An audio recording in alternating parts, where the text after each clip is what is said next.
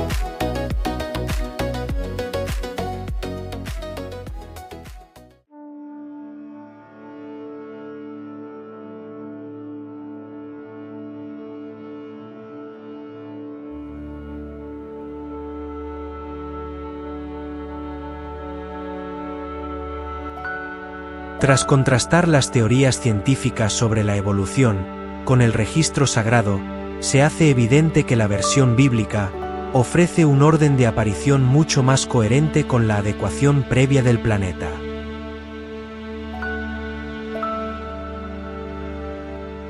Con la vegetación establecida y el sistema lumínico calibrado, las condiciones eran perfectas para introducir los primeros seres con alma viviente.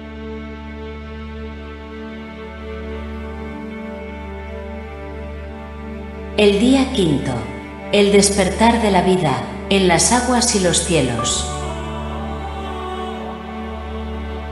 Dijo Dios: produzcan las aguas seres vivientes, y aves que vuelen sobre la tierra, en la abierta expansión de los cielos. Y creó Dios los grandes monstruos marinos, y todo ser viviente que se mueve, que las aguas produjeron según su género, y toda ave alada según su especie. Y vio Dios que era bueno, y Dios los bendijo, diciendo: fructificad y multiplicaos, y llenad las aguas en los mares, y multiplíquense las aves en la tierra. Y fue la tarde y la mañana el día quinto. Génesis capítulo 1, versos del 20 al 23. Un aspecto fascinante de este quinto día es el método utilizado por el Creador. Al igual que con la vegetación del tercer día, Dios no moldeó individualmente a cada criatura marina con sus manos, sino que dio una orden imperativa a la creación: produzcan las aguas. Este mandato revela una conexión profunda entre el medio líquido y las formas de vida creadas en este ciclo.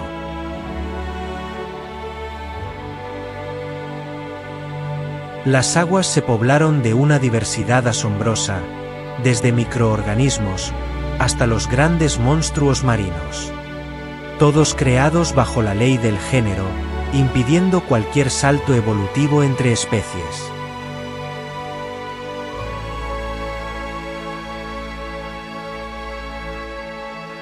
Las aves y su vínculo con el agua. El texto bíblico sugiere que las aves también tuvieron su origen a partir de la orden dada a las aguas. Esta raíz común explica la similitud funcional en su diseño. Así como los peces poseen aletas para volar y desplazarse en la densidad del agua, las aves poseen alas para surcar la expansión del aire. En este día ocurre algo inédito: la primera bendición sobre la vida animal. Al decirles fructificad y multiplicaos, Dios instala en el código genético de estas criaturas el instinto de preservación y expansión. El mar y el cielo dejaron de ser espacios vacíos, para convertirse en ecosistemas vibrantes, cumpliendo el propósito de llenar la tierra antes de la llegada de los animales terrestres y el hombre.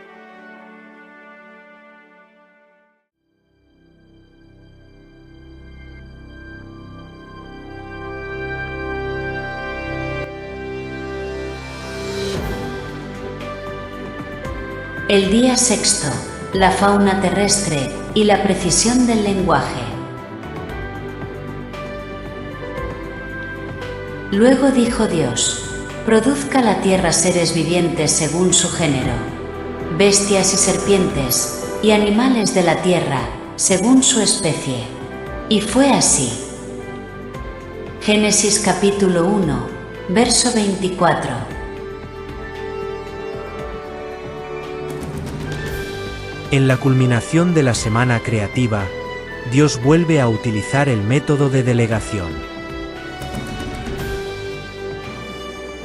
Así como las aguas produjeron vida en el día anterior, ahora es la tierra la encargada de dar origen a los seres vivientes que dependen del aire para respirar. En este ciclo se introdujeron todas las formas de vida terrestre, desde las más colosales hasta las más pequeñas.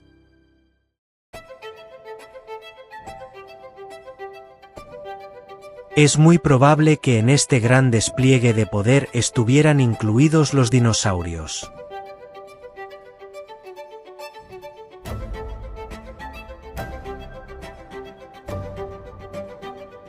Para comprender la magnitud de este día, debemos analizar los términos específicos que utiliza el autor bajo la inspiración divina.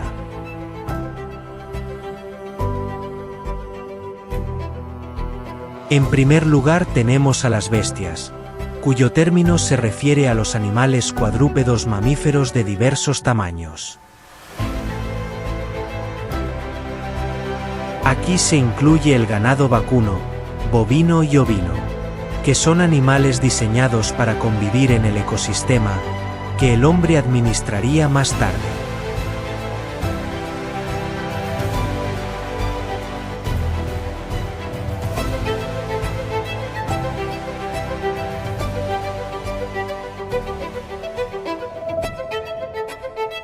Luego tenemos a las serpientes, en hebreo remes. Es fundamental notar una distinción que se pierde en las traducciones comunes. La palabra hebrea remes no se limita a la serpiente áspid o víbora, sino que engloba a todos los reptiles y animales rastreros que se desplazan a ras del suelo.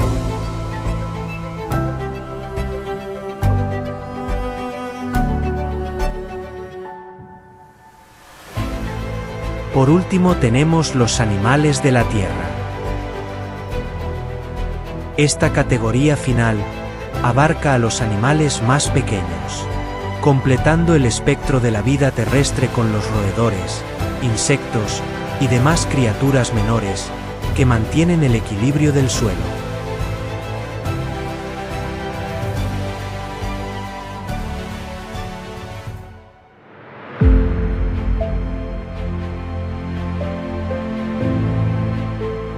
Mientras que en Génesis capítulo 1 verso 24 se usa la palabra hebrea remes para referirse reptiles en general. En Génesis 3 verso 1 se usa la palabra najás para referirse específicamente a la serpiente astuta. El traductor suele utilizar la palabra serpiente para ambas. Pero el original hebreo distingue claramente entre un grupo biológico y una especie en específico. Al igual que en los días anteriores, la creación se rige por la ley del género. Dios no creó un ancestro común que mutaría en otros, sino que la tierra produjo directamente la diversidad de formas que hoy conocemos, cada una con su identidad genética definida.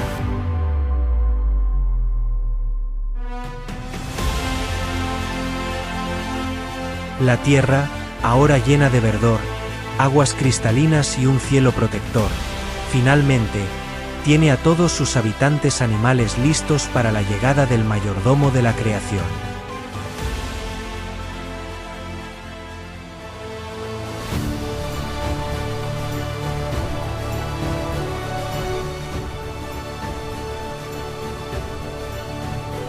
La creación del hombre, imagen y semejanza. Entonces dijo Dios: hagamos al hombre a nuestra imagen, conforme a nuestra semejanza, y señoree en los peces del mar, en las aves de los cielos, en las bestias, en toda la tierra, y en todo animal que se arrastra sobre la tierra. Génesis capítulo 1, verso 26.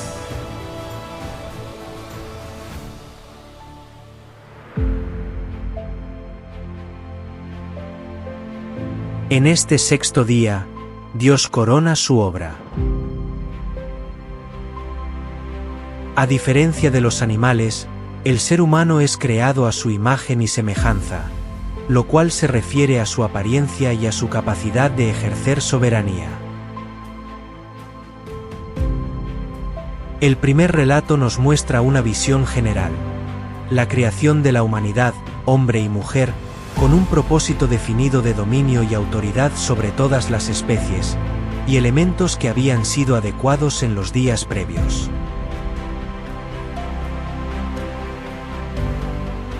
Gracias al complemento histórico que nos brinda Moisés, podemos profundizar en la formación específica del primer hombre.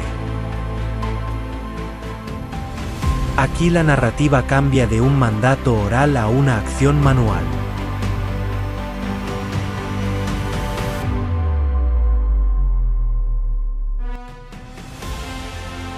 Entonces Jehová Dios formó al hombre del polvo de la tierra y sopló en su nariz aliento de vida. Y fue el hombre un ser viviente. Génesis capítulo 2, verso 7.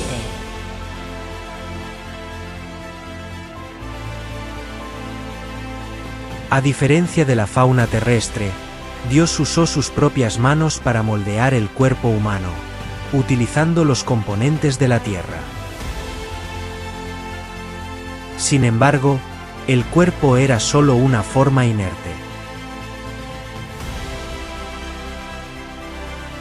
Para que el motor comenzara a funcionar y la sangre corriera por las venas, se requería un componente celestial.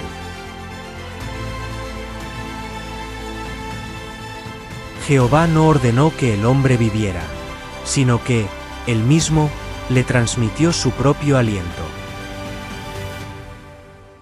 convirtiéndolo en un ser viviente único en la creación.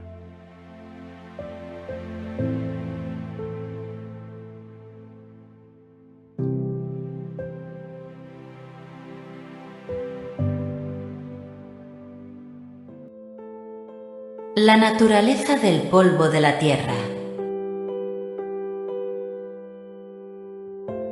Debemos reflexionar sobre la expresión polvo de la tierra.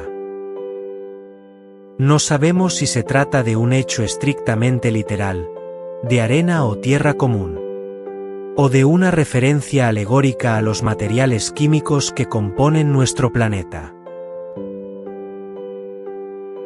Lo que es innegable es la realidad biológica y espiritual de este origen.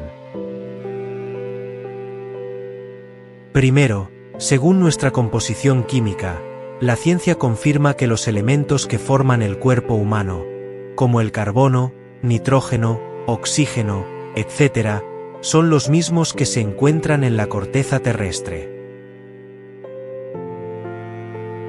Segundo, la sentencia divina del polvo eres y al polvo volverás trasciende a Adán. Aunque nosotros nacemos de la carne y no directamente del barro, al morir, nuestro cuerpo se descompone hasta reintegrarse por completo a los elementos químicos de la tierra. En tercer lugar tenemos la diferencia de origen. Mientras que Adán vino del polvo, y Eva de una costilla, su descendencia nace de la carne. No obstante, el destino final del cuerpo físico sigue siendo el mismo: el retorno a la materia elemental de donde Jehová nos formó.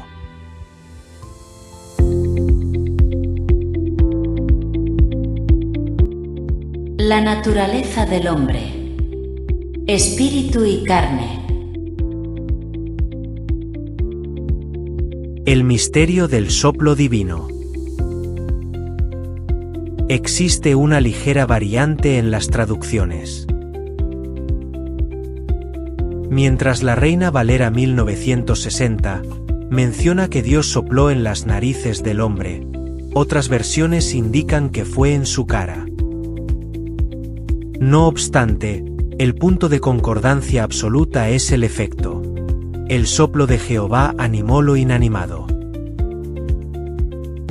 Aunque la palabra espíritu no aparece explícitamente en el versículo, es evidente que el aliento del Creador transmitió el espíritu humano, transformando un molde de barro en un ser con vida propia.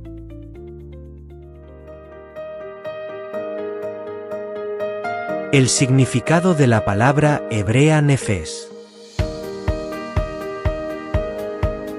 ¿Significa ser, alma o criatura? Para comprender qué es el hombre, debemos acudir a la raíz hebrea nefes. Strong 5315.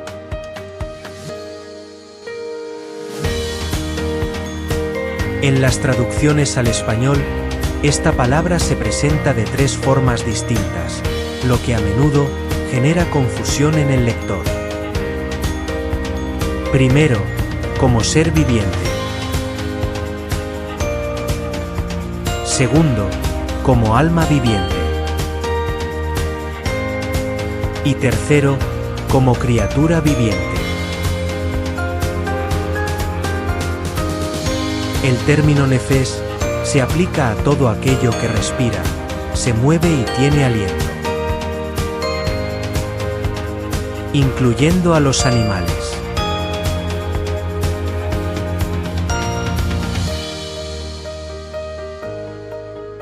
El alma no es una entidad mística separada, sino la vida misma que resulta de la fusión de dos sustancias. La sustancia terrenal, que es el cuerpo tangible y físico, formado de los elementos de la tierra. Y la sustancia espiritual, que es el aliento intangible, que proviene directamente del Creador.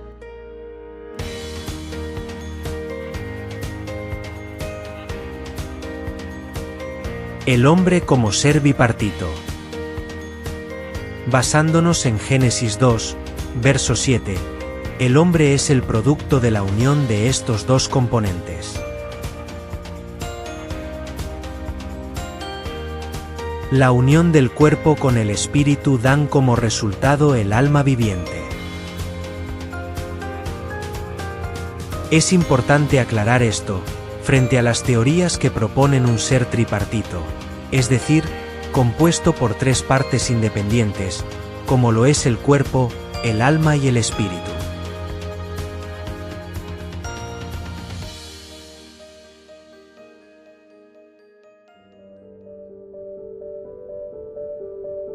La confusión hacia la visión tripartita suele nacer de no distinguir entre el lenguaje literal, el alegórico y el romántico en las escrituras. En la Biblia, expresiones como las aflicciones del alma, del espíritu, del corazón o de la carne se utilizan muchas veces como sinónimos para describir la experiencia emocional y física del ser humano integral. Por ejemplo, en Job capítulo 7, verso 11, el autor usa paralelismos poéticos para expresar su angustia, no para dividir su naturaleza en compartimentos estancos. El alma es un producto, no una parte. Si intentáramos separar cada expresión utilizada en la Biblia, en referencia al ser humano, tales como el corazón, mente, cuerpo, alma y espíritu, como componentes independientes, terminaríamos con una visión fragmentada del hombre. Para entenderlo mejor, utilicemos la analogía de los colores. El espíritu lo representaremos como un color, el color blanco. Lo blanco representa la pureza y la esencia que proviene directamente del aliento de Dios. Es la sustancia celestial e inmortal. Luego, al cuerpo lo representaremos con el color negro, que representa nuestra naturaleza carnal, hecha de la tierra, y tras la caída en desobediencia, inclinada a las obras de la carne y el pecado. Cuando estos dos componentes se mezclan en la creación, el resultado es un nuevo color, el gris, que representa el alma.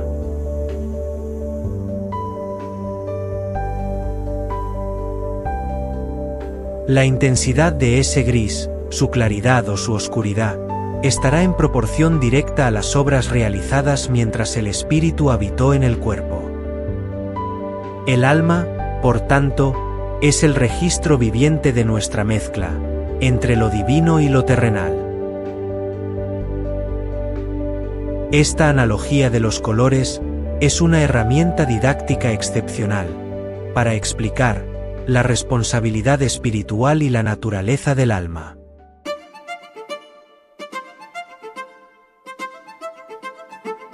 Al presentar el alma no como una parte extra, sino como el resultado o la huella de nuestra existencia, logramos que un concepto abstracto sea perfectamente comprensible para cualquier lector.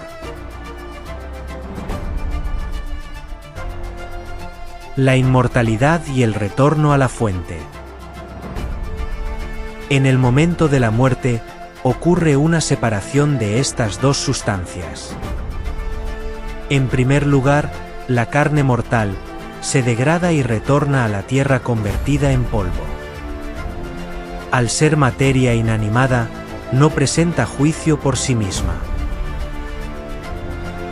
En segundo lugar, el espíritu inmortal, al no ser de origen terrenal, no puede degradarse.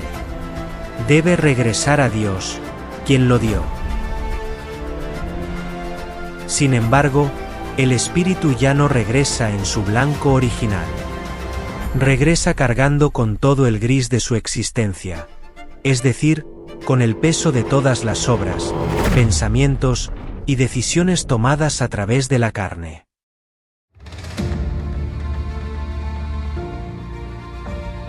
Ese espíritu, ahora transformado en el alma de alguien que vivió, lleva consigo la marca de su paso por la tierra.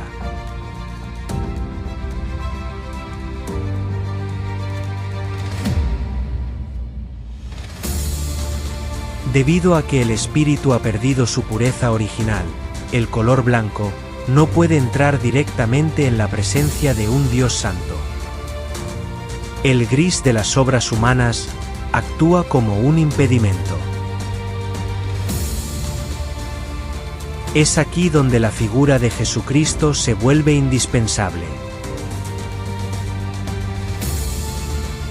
Jesús es el único capaz de limpiar ese gris, quitando la mancha del negro, es decir, el pecado, devolviendo al espíritu su blancura original, para que sea digno de habitar con el Creador. Aquel que no tiene a Cristo como su Salvador personal, conserva la impureza de su mezcla terrenal. Y al no poder ser restaurado, es destinado al lugar preparado para los impuros, fuera del reino de Dios.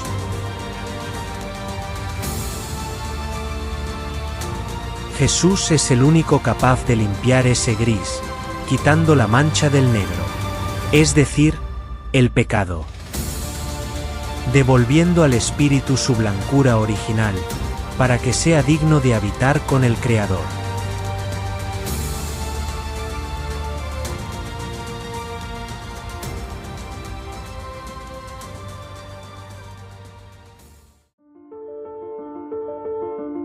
El cuerpo humano. Una obra maestra de ingeniería química. La ciencia moderna nos revela que el cuerpo humano es una estructura de precisión inigualable, donde múltiples sistemas de órganos operan en una armonía que el hombre jamás ha podido replicar.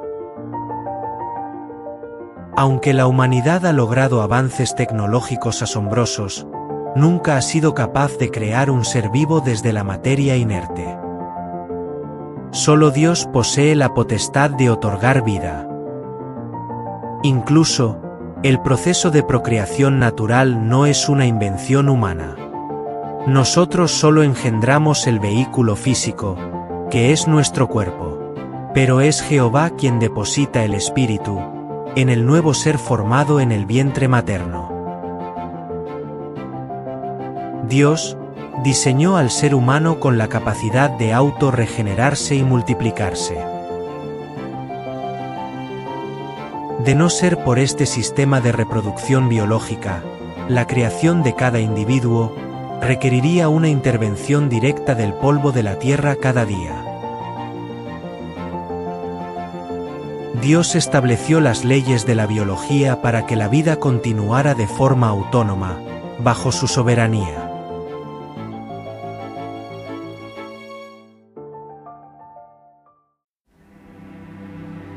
La construcción del primer cuerpo. Al analizar que el hombre fue formado del polvo de la tierra, entendemos que nuestro cuerpo es una combinación sofisticada de elementos terrestres.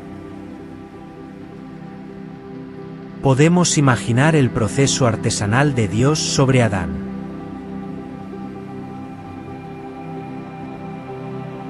Con respecto a su estructura ósea, tenemos que Jehová formó primero el esqueleto, combinando agua con minerales como el fosfato y el carbonato de calcio.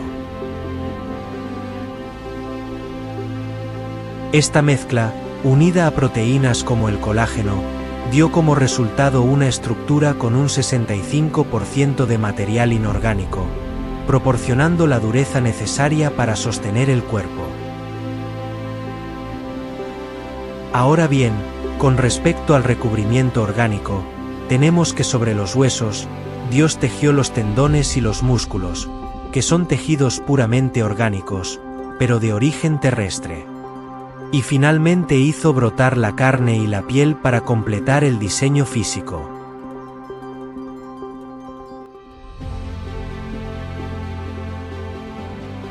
Resulta incomprensible que mentes intelectuales sostengan que una estructura tan compleja pudo surgir de la nada o evolucionar por azar.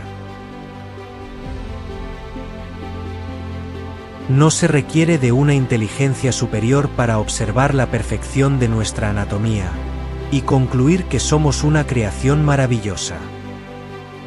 Somos el testimonio físico de que Dios es el único y exclusivo dador de la vida.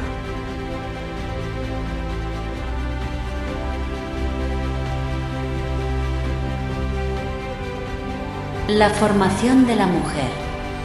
Diseño, cirugía y propósito. Y dijo Jehová Dios: no es bueno que el hombre esté solo. Le haré ayuda idónea para él. Génesis 2, verso 18. Aunque el primer capítulo de Génesis menciona de forma general la creación del hombre y la mujer en el sexto día, el relato detallado de Moisés nos revela el motivo detrás de esta distinción. Si bien Dios buscaba que el hombre tuviera compañía, el trasfondo era fundamentalmente estructural. Para cumplir el mandato de multiplicarse y llenar la tierra, el hombre necesitaba una pareja. Al igual que el resto del reino animal, que ya había sido creado en parejas, macho y hembra, el ser humano requería su complemento para que la vida pudiera fluir a través de las generaciones.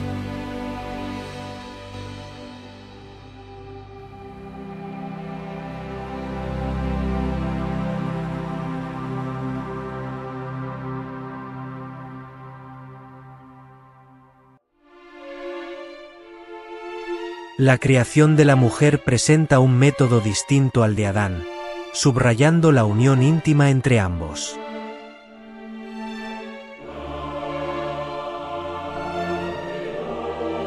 Entonces Jehová Dios hizo caer sueño profundo sobre Adán. Y mientras éste dormía, tomó una de sus costillas y cerró la carne en su lugar. Y de la costilla que Jehová Dios tomó del hombre, hizo una mujer y la trajo al hombre. Génesis 2, versos 21 y 22. Para realizar este acto, Jehová actuó como el primer gran cirujano. Anestesió a Adán mediante un sueño profundo, para garantizar que no sintiera dolor durante el proceso. En lugar de volver a utilizar el polvo de la tierra, Dios utilizó materia viva del hombre, como lo fue una costilla. Esto, para edificar a la mujer, estableciendo que ella es de su misma esencia y naturaleza. Desde una perspectiva anatómica, el ser humano cuenta actualmente con 24 costillas, 12 en cada lado, clasificadas en 7 costillas verdaderas, unidas directamente al esternón, 3 costillas falsas, unidas mediante cartílagos, 2 costillas flotantes, sin unión anterior. El planteamiento es sumamente lógico. Si hoy tanto hombres como mujeres poseen 24 costillas, y Dios extrajo una de Adán para formar a Eva, podemos deducir que el diseño original de Adán contaba con 25 costillas.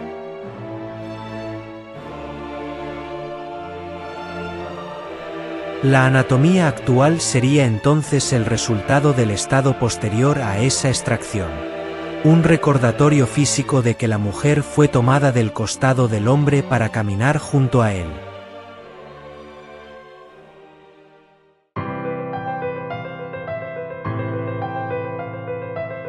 El orden social y la dieta original de la creación. Dijo entonces Adán: esto es ahora hueso de mis huesos y carne de mi carne.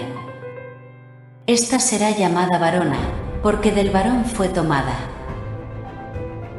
Por tanto, dejará el hombre a su padre y a su madre, y se unirá a su mujer, y serán una sola carne. Y estaban ambos desnudos, Adán y su mujer, y no se avergonzaban. Génesis 2, versos del 23 al 25. En el momento en que Adán reconoce a Eva, se establece la primera profecía y la base de la familia. La expresión una sola carne es una rica alegoría que describe la unión legal y espiritual del matrimonio, pero también tiene una manifestación física real. Los hijos. En la descendencia, los genes de ambos padres se funden para crear una nueva vida, que es literalmente la representación de esa sola carne. Y los bendijo Dios, y les dijo: fructificad y multiplicaos. Génesis 1, verso 28.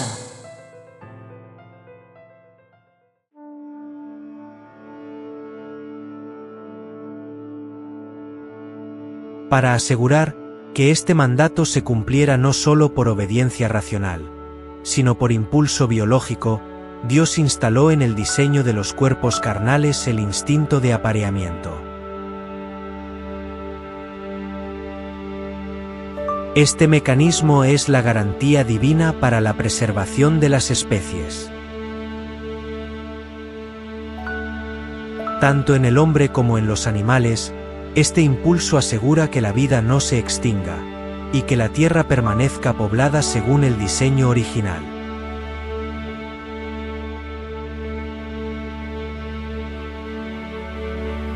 Y dijo Dios: He aquí que os he dado toda planta que da semilla, que está sobre toda la tierra.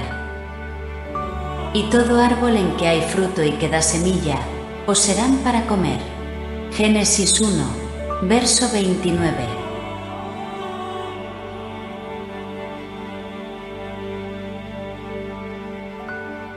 Un detalle que suele pasar desapercibido es que originalmente el hombre no fue creado carnívoro. Su sustento provenía exclusivamente de semillas, raíces, legumbres y frutos. Según las Escrituras, este régimen se aplicaba también a todo el reino animal.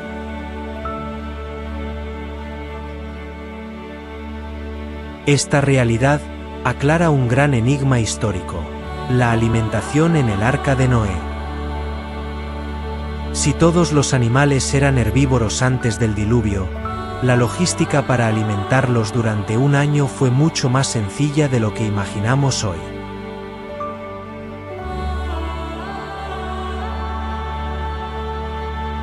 La autorización divina para consumir carne de animales, aves y peces, no llegaría sino hasta después del cataclismo, como bien se expresa en el libro del Génesis, capítulo 9, versos del 2 al 4.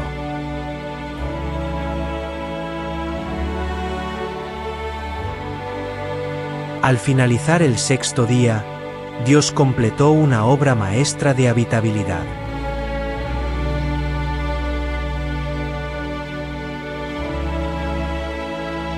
La Tierra quedó configurada como un oasis perfecto y exclusivo en el universo.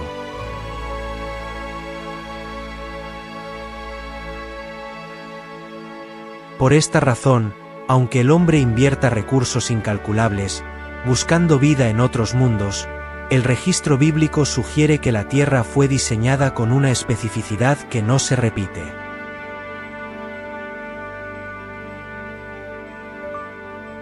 Es el hogar único preparado por el Creador para su más preciada creación. El hombre.